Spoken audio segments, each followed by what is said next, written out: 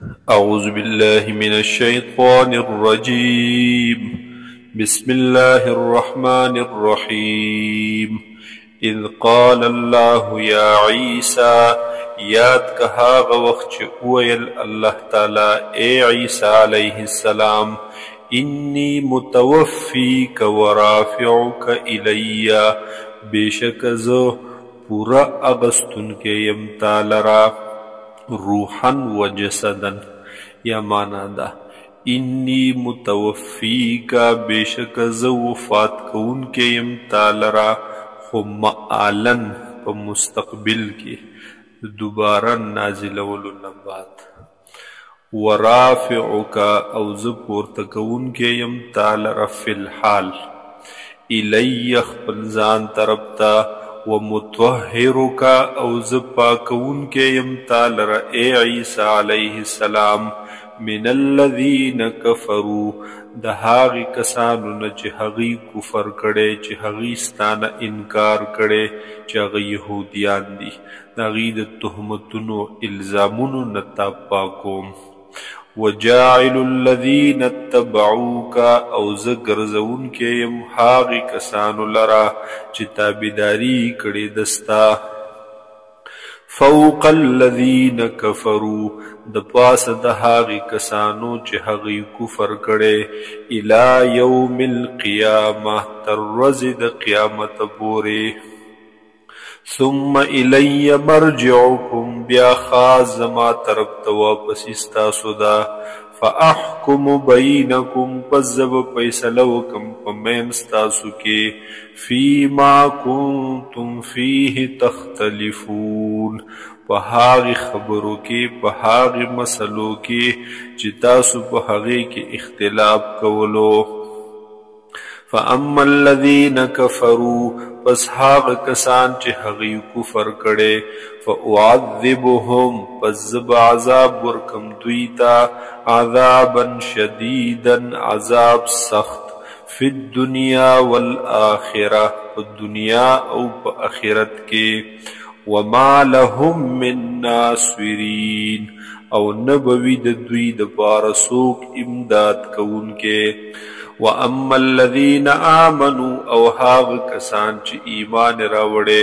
وَعَمِلُوا الصَّالِحَاتِ او عملونی کڑی دی نیک فَيُوَفِّيهِمْ أُجُورَهُمْ بس پورا پورا ورکی اللہ تعالی دویتا اغب بدلے دوی اجرنا ثوابنا دا عملون دوی واللہ لا يحب الظالمین او اللہ تعالی محبت نکی د ظالمانو سرا نخوخی ظالمانو لرا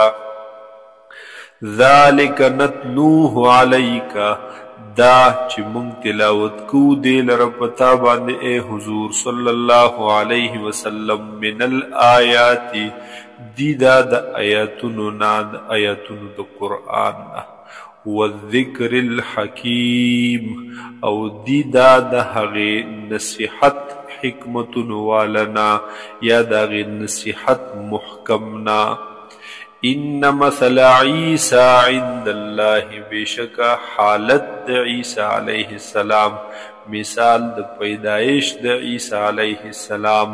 عند اللہ پنزد اللہ کمثل آدم پشان دا حالت دا آدم علیہ السلام دے بلکہ دا آدم علیہ السلام اغا حالت اتزیات ناشنا دے چھ بغیر دا مور پلار نا خدای پاک پیدا کو او عیسیٰ علیہ السلام بغیر دا پلار نا اللہ وزے گولو پیدای کو صرف دا مور نا خلقه من تراب پیدا کرے وہ اللہ تعالی آدم علیہ السلام لرا من تراب دا خورنا ثم قال له بیائی اویلدتا کن شا فیکون نپس دے موجود شو چی اغا بدن ورلکل دا خطی نجوڑ کو بیا کلا وچش و دا خطا اغیت حکمو کو چی جوندے انسان شا نو حغینا انسان جوڑ شو روح و ترا نازل شو الحق من ربک حق دا نازل دے دا جانب دا ربستانا فلا تکم من الممترین پس تمکیگ د شک کونکنا فمن حاجک فیه پس هاغ سوک چی جگڑ کوستا سرا فیه پدی کی یعنی پا حق د عیسیٰ علیہ السلام کی من بعد ما جاءک من العلم ورستو د دین چراغل دیتا تا علم فقل نبستورت اوائے اے نبی علیہ السلام تعالو راشی تاسو ندعو ابناءنا راوب بلومنگا زامن اخپلو لرا و ابناءکم او روب لیتا سخپلو زامن لرا و نساءنا و نساءکم او من برو غواړو خپلو زنانو لرا خپل اهل لرا او تاسو رو غواړئ خپل زنانا وانفسنا وانفسکم او من براشو پخپلا او تاسو راشئ پخپلا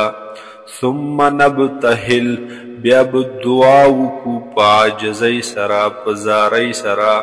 فنجعل لعنت اللہ علی الكاذبین او بگرزو لعنت دا اللہ پا دروغ جنو باندے چسوک دروغ وی پا بارد عیسیٰ علیہ السلام کی پا معامل دا عیسیٰ علیہ السلام کی